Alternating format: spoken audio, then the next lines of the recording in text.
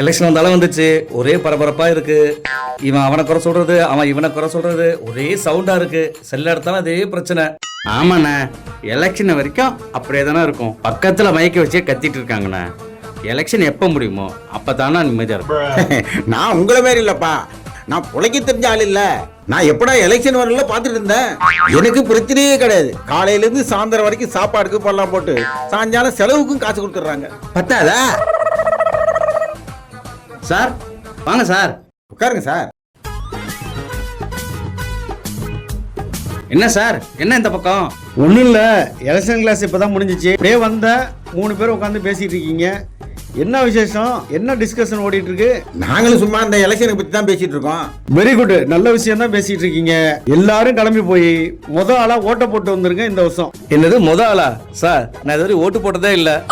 அதுக்கு போய் காலேஜ் வெயில்ல லைன்ல நின்று நான் இது வரைக்கும் ஓட்டே போட்டதில்லை சார். யார் சார் ஓட்டு போறது? ஃபேமிலி கிடைக்கிறதே ஒரு நாள் லீவு. ஃபேமிலி கூட்டிகிட்டு போகணுமா, மதியம் பிரியாணி சாப்பிட்டோமா, வந்து தூங்கிட்டு ஹாயா என்ஜாய் பண்ண வேண்டியது. நான் இவங்கள மாதிரிலாம் கிடையாது. நான் கரெக்டா ஓட்ட போட்டுருவேன். ஆனா யாரு காசு அதிகமா கொடுக்குறாங்களோ அவங்களுக்கு தான் நம்ம ஓட்டு.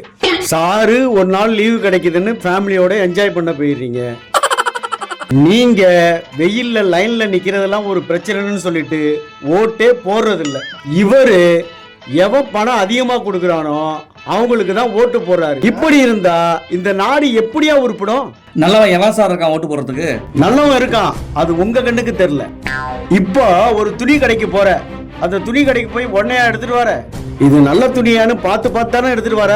அது போல இதுலயும் பாரு, நல்லவங்க யாருன்னு பார்த்து அவங்களுக்கு ஓட்ட போடு. அப்பதானே இந்த சமுதாயம் முன்னேறும். சார், இப்ப நீங்க என்னதான் சார் சொல்ல வரீங்க?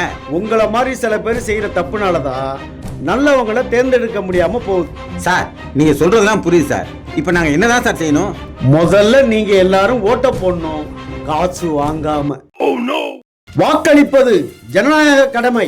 எனது வாக்கு விற்பனைக்கல்ல. 100% வாக்களிப்போம்.